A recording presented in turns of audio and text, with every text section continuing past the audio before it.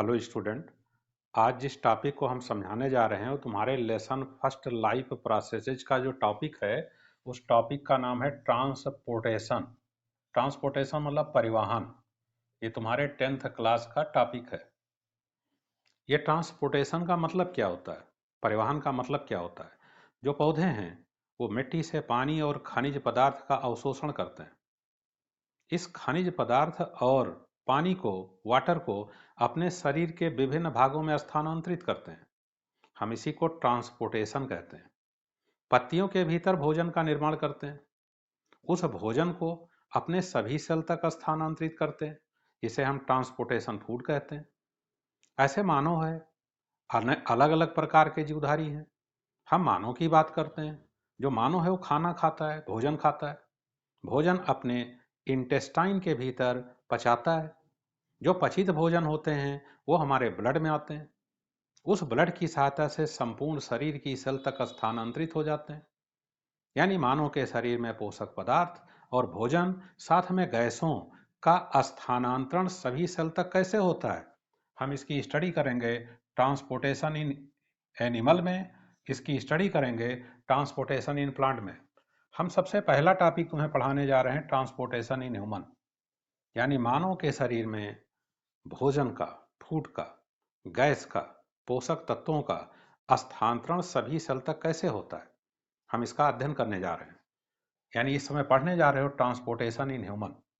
हमारे शरीर के भीतर भोजन, गैस, न्यूट्रिएंट का स्थानांतरण सर्कुलेटरी सिस्टम से होता है, परिवहन तंत्र से होता है, परिसंचरण तंत्र से होता है।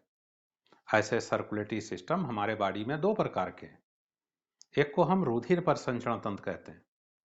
हमारे शरीर में ऐसी पाइपलाइन है जिनको रुधिर नलिकाएं कहते हैं, जिसमें ब्लड एक निश्चित दिशा में पूरे शरीर में परिसंचारित होता रहता है।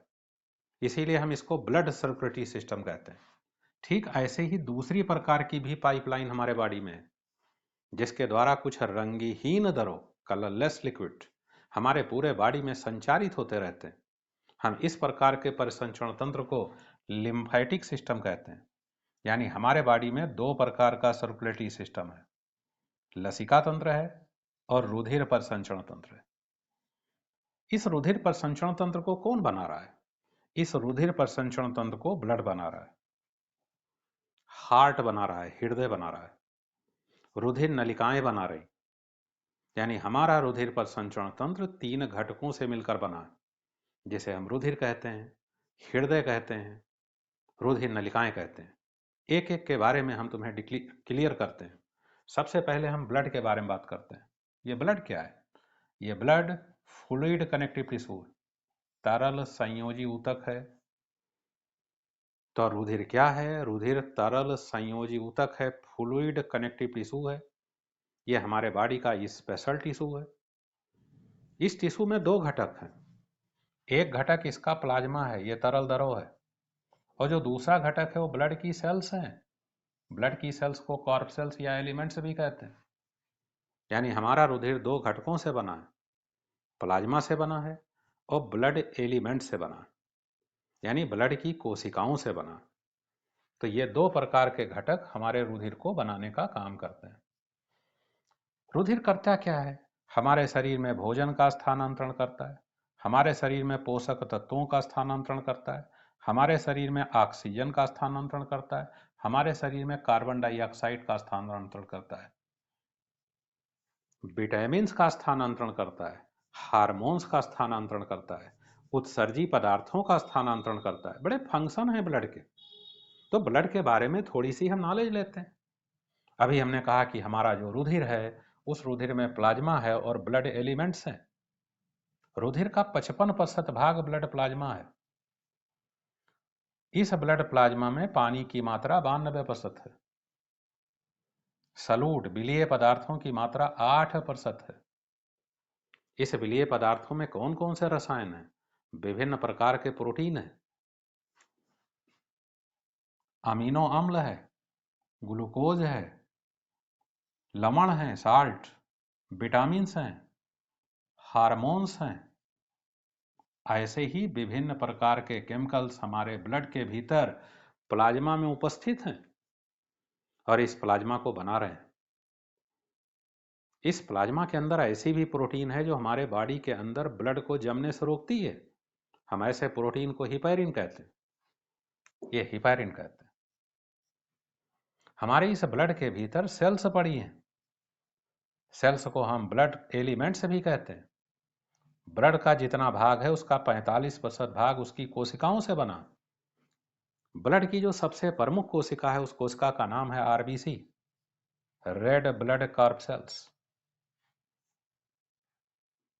ये जो लाल रुधिर कणिकाएं हैं, आरबीसी हैं, इनका जीवन काल हमारे अंदर 120 दिन का होता है। ये हमारे शरीर के भीतर लंबी हड्डियों के अंदर पाए जाने वाले अस्थि मज्जा में बनती हैं। 120 दिन के बाद इनकी डेथ होती है। जहां इनकी डेथ होती है उस अंग को स्प्लीन कहते हैं। इसीलिए स्प्लीन को हम आरबीसी का ग्रेव यार्ड भी कहते हैं, कब्रगाह भी कहते हैं। अभी हमने कहा 120 दिन तक इनका लाइफ स्पान होता है। मेढक में कम होता है, 100 दिन का होता है। जो आरबीसी सेल्स होती हैं इनके अंदर एक रसायन भरा होता है। इस रसायन को हीमोग्लोबिन कहते हैं। 100 ml ब्लड में 15 ग्राम हीमोग्लोबिन पाई जाती। यही हीमोग्लोबिन ऑक्सीजन का स्थानांतरण हमारे बॉडी के समसेल तक करती है। इसी हीमोग्लोबिन के कारण हमारे रुधिर का रंग लाल होता है। बड़ा इंपॉर्टेंट रसायन है। यह रसायन इस आरबीसी सेल्स के अंदर भरा हुआ है। आरबीसी सेल की संख्या हमारे 1 ml ब्लड में 5 मिलियन होती है। तो इसकी संख्या बहुत है, क्योंकि ये बड़ा इंपॉर्टेंट सेल है हमारे ब्लड का। लेकिन जो महिलाएं होती हैं, फीमेल होती है, उसमें हीमोग्लोबिन की मात्रा थोड़ा 15 ग्राम पर 100 ml ब्लड से कम होती। उसमें लगभग 12 ग्राम होती। ये थोड़ा सा अंतर है। दूसरी सेल जो होती हैं वो WBC होती हैं। इनको व्हाइट ब्लड कार्ब सेल्स कहते हैं।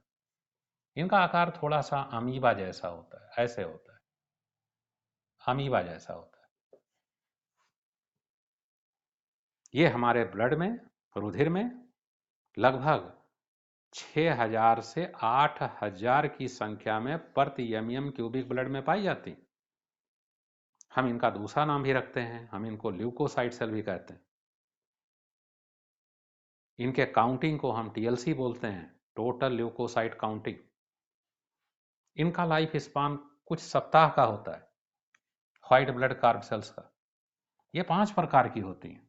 हम इन्हें बेसोफिल्स कहते हैं, इयोसिनोफिल्स कहते हैं, न्यूट्रोफिल्स कहते हैं, मोनोसाइट्स कहते हैं, लिम्फोसाइट्स कहते हैं। ये न्यूट्रोफिल्स हमारे शरीर के अंदर आए हुए रोगाणु, पैथोजन जैसे बैक्टीरिया, इन सब का भक्षण कर जाती है, यानी फैगोसाइटोसिस करके समाप्त कर देती हैं, हमको रोगों से बचाती हैं। ऐसे लिम्फोसाइट सेल भी बड़ी इंपॉर्टेंट है WBC की। ये कुछ रसायन बनाती है जिसको एंटीबॉडी कहते हैं। उस रसायन द्वारा हमारे शरीर में आए हुए हानिकारक रसायनों को नष्ट कर दिया जाता है, रोगजनकों को नष्ट कर दिया जाता है और हम रोगों से सुरक्षित रहते हैं। इसलिए WBC हमारे शरीर के लिए बहुत ही आवश्यक रुधिर की सेल्स हैं। ये हमारे शरीर की सुरक्षा करती। तीसरी सेल जो ब्लड में पाई जाती है उसे ब्लड प्लेटलेट्स कहते हैं। इसे थ्राम्बोसाइट सेल भी कहते हैं। बड़ी इंपॉर्टेंट सेल्स हैं। इनका भी लाइफ स्पान कुछ ही सप्ताह का है। ये करती क्या है? हमारी शरीर जब किसी स्थान पर कट जाती है तो वहां ब्लीडिंग होने लगती। कुछ मिनट के अंदर वो ब्लीडिंग स्वतः अपने आप रुक जाती। इस प्रोसेस को ब्लड क्लॉटिंग कहते हैं, रुधिर का थक्का बनना कहते हैं। उसमें इस ब्लड प्लेटलेट्स का, थ्राम्बोसाइट सेल का बहुत बड़ा रोल है। इस तरीके से ये ब्लड तुम्हारे शरीर के भीतर, यानी मानव के शरीर के भीतर पाइपलाइन रुधिर नलिकाओं के भीतर निश्चित दिशा में स्थानांतरित होकर करता क्या है? भोजन का स्थानांतरण करता है, पोषक तत्वों का स्थानांतरण करता है, ऑक्सीजन का स्थानांतरण करता है, कार्बन डाइऑक्साइड का स्थानांतरण करता है, उत्सर्जी पदार्थों का स्थानांतरण करता है। यानी ये सर्कुलेटरी सिस्टम में, ब्लड सर्कुलेटरी सिस्टम हमारे शरीर के भीतर तमाम प्रकार के रसायनों का स्थानांतरण करने का कार्य करता है। इसके आगे इस स्थानांतरण टॉपिक में, परिवहन टॉपिक में बहुत सारी बातें हैं जो आगे वीडियो में समझते रहोगे।